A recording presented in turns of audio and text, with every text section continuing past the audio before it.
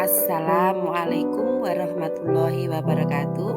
Perkenalkan, saya Tri Andayani, calon guru penggerak angkatan 7 dari Kabupaten Kediri yang akan memaparkan tugas tentang koneksi antar materi yang berisi kesimpulan dan refleksi modul 1.1. Berdasarkan pemikiran Ki Hajar Dewantara, dijelaskan bahwa pendidikan dan pengajaran adalah usaha persiapan dan persediaan untuk segala kepentingan hidup manusia, baik dalam hidup bermasyarakat maupun hidup berbudaya dalam arti yang seluas-luasnya. Adapun dasar-dasar pemikiran filosofi pendidikan Ki Hajar Dewantara adalah sebagai berikut. Yang pertama, pendidikan adalah menuntun. Maksudnya, pendidikan itu adalah menuntun segala kekuatan kodrat yang ada pada anak, agar mereka mencapai keselamatan dan kebahagiaan yang setinggi-tingginya, baik sebagai manusia maupun sebagai anggota masyarakat. Berkaitan dengan menuntun, ada 3 pemikiran yang dijelaskan oleh Ki Hajar Dewantara yang dikenal dengan trilogi pendidikan atau semboyan pendidikan. Yang pertama, ing ngarsa sung tulodo, yang artinya di depan memberikan contoh-contoh yang baik. Yang kedua, ing madya mangun karso, berarti di tengah memberikan motivasi dan semangat. Dan yang terakhir, tut uri handayani, yang mempunyai arti di belakang memberikan dukungan atau dorongan. Dasar pemikiran yang kedua adalah kodrat anak yang meliputi merdeka dan bermain. Merdeka maksudnya pengaruh pengajaran itu umumnya memerdekakan manusia atas hidupnya secara lahir. Sedangkan merdekanya hidup batin itu terdapat dari pendidikan. Yang kedua, bermain.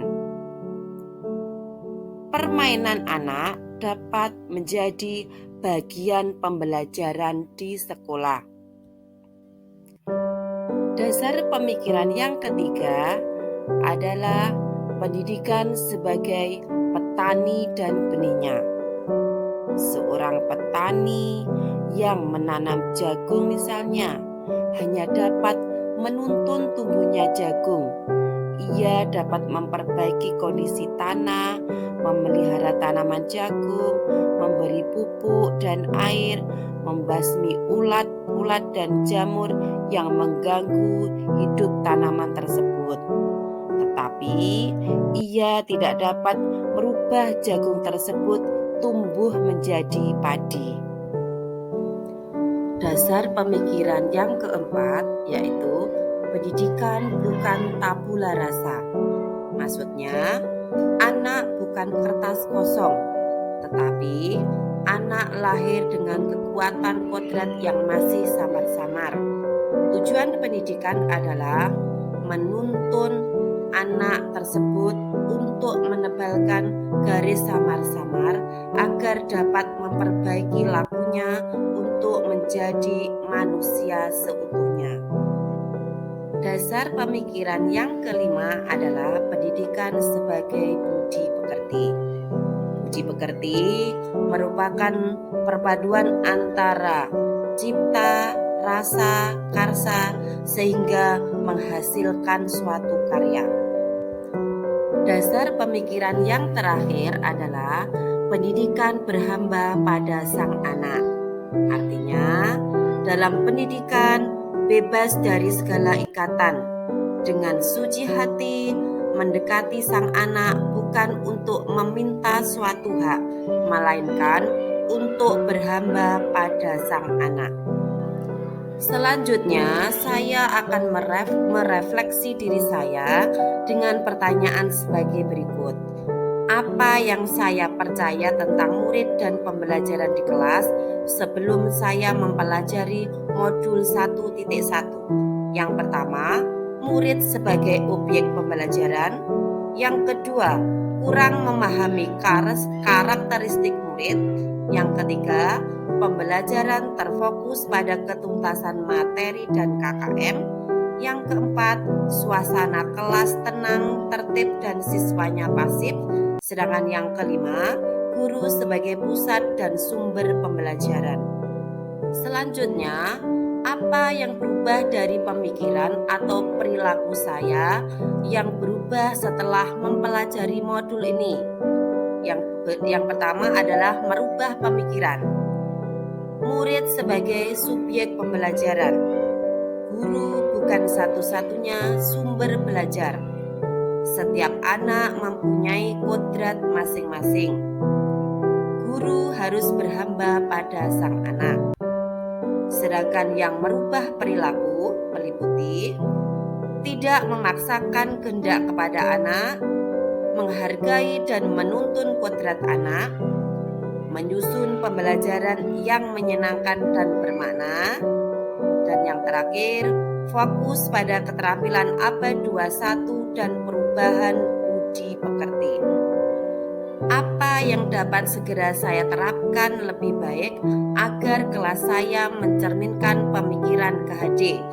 Yang pertama, merancang pembelajaran yang interaktif dan menyenangkan dengan melibatkan peserta didik.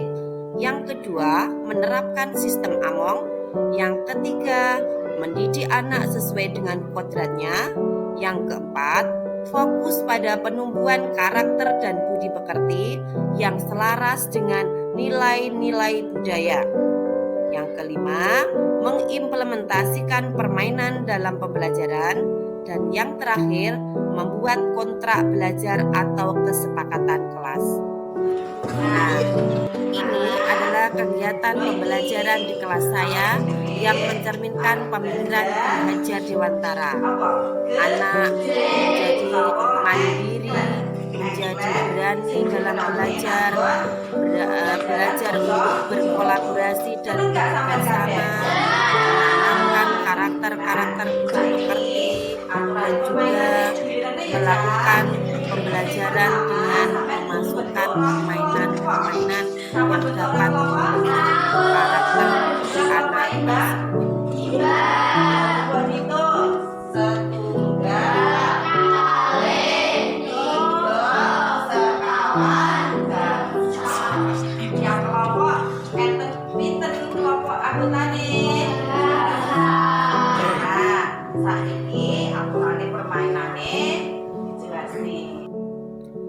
Adapun kesimpulan yang dapat saya ambil dari modul 1.1 ini, yang pertama adalah pendidikan adalah menuntun anak sesuai minat, bakat, dan potensinya.